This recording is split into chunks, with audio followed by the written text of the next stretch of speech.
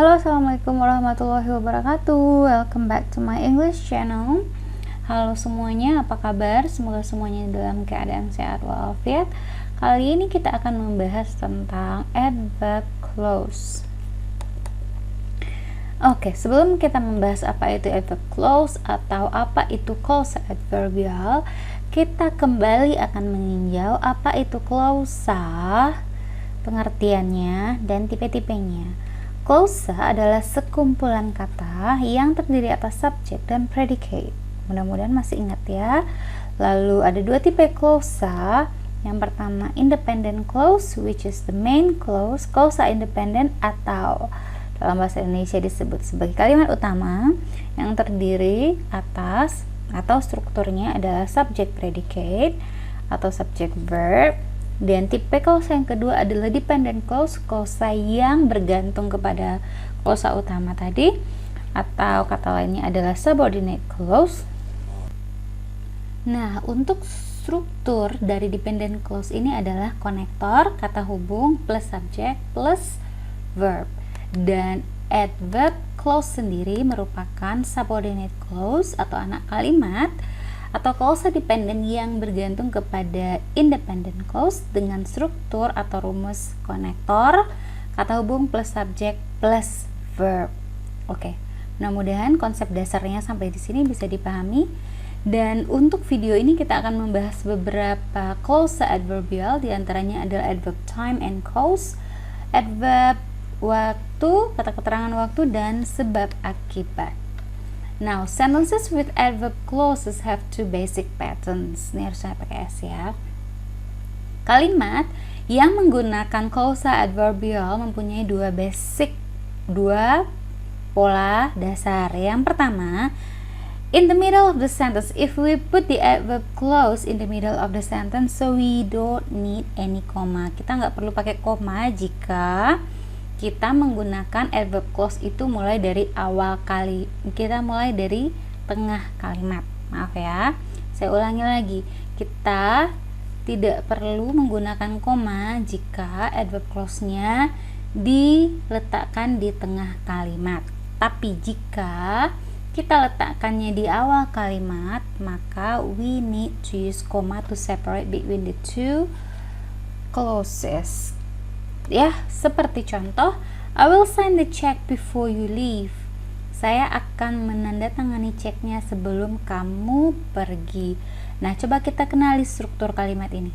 I subject, will sign predicate, berarti ini adalah struktur dari independent clause ya, atau induk kalimat. Kemudian before sebagai konektor, kata hubung, you subject, leave predicate. Maka konektor subject predicate adalah struktur dari subordinate clause, yaitu adverb clause. Karena letaknya di tengah kalimat seperti ini, jadi tidak perlu menggunakan koma. Ya, tapi jika kita gunakan adverb clauses in the beginning of the sentence like this, so we need to put a comma between the two clauses. Before you leave, konektor subject predicate harus ada koma dulu sebelum kita lanjutkan ke independent clause. Paham ya? Lanjut, kita ke adverb time and cause connectors. Apa saja penghubung yang bisa kita pakai untuk adverbial keterangan tempat, keterangan waktu, dan sebab akibat ini? Yang pertama ada after. After ini apa? Sesudah, as soon as, sesegera, setelah, once, suatu ketika ya, when, ketika, as, ketika, before, sebelum, since, sejak, whenever, kapanpun, as long as, selama gitu ya, by the time, sebelum waktunya, until, sampai, while, ketika. Lalu cause, sebab akibat ini adalah karena, as, because, karena, inasmuch as, karena, now that, karena, since juga karena. Oke, sekarang kita ke struktur dengan menggunakan tabel ini untuk menjadikannya lebih kelihatan rumus yang digunakan. Dari contoh kalimat Teresa went inside when it was raining, we can see clearly that this sentence consists of independent clause. Independentnya Teresa subject, went inside predicate, lalu konektor because subject it lalu raining verb. Maka di sini dari sini ke sini adalah adverb clause ya, klausa keterangan. Berikutnya kalau kita balik, because it was raining, Teresa went inside. Konektor subject predicate harus ada koma dulu, baru kita ke independent clause subject predicate. Oke, kita ke other adverb clauses yang lain. Adverb clause can also express a number of ideas such as contrast, perbedaan, condition, kondisi, manner, cara, dan tempat. Contoh, I will leave at 7 if I am ready. Saya akan berangkat jam 7 kalau saya siap. Begini, kita lihat subject predicate, konektor subject predicate. Berarti karena konektornya di tengah seperti ini, tidak perlu pakai koma ya. Lalu although I was late, I managed to catch the train. Meskipun saya terlambat, koma, saya berhasil bukan menangkap kereta ya, tapi saya berhasil menaiki kereta.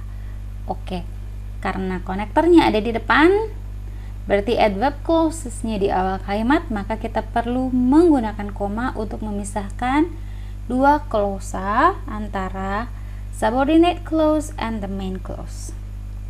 Oke, kita lihat ada adverb connectors. Untuk condition ada seperti ini, contrast juga seperti ini, manner and place. Saya rasa semuanya udah cukup familiar dan bisa diartikan satu persatu. Nantinya kita ke tabel yang menunjukkan rumus ini dengan jelas ya. Pada kalimat Bob went to school even though he felt sick, ini adalah adverb konektor yang menggunakan konektor kontras ya. Bob pergi ke sekolah meskipun dia sakit. Karena konektornya ada di tengah seperti ini, kita tidak perlu menggunakan koma. Lalu ketika dibalik, although Bob felt sick, he went to school. Di awal kalimat konektornya seperti ini, so we need to use comma to separate the two clauses. Perhatikan, ada koma yang dipakai di kalimat dengan kontras konektor, khususnya while seperti ini. The Smith family arrived at 2, while the Jones family arrived an hour later. Keluarganya Smith sampai jam 2, sementara keluarga John sampai 1 jam kemudian. Nah, pada kasus ini kita gunakan koma. Tapi this is a very rare case, you don't need to be worried, just focus on the main rules. Dimana ketika kita gunakan konektor di tengah, there is no comma need to be used. Lalu kalau kita gunakan konektor di awal, maka baru pakai koma. Jadi kasus ini amat jarang dan kontras dan umumnya dipakai oleh while saja, sementara yang lain ikut aturan umum. Oke, thank you for your attention.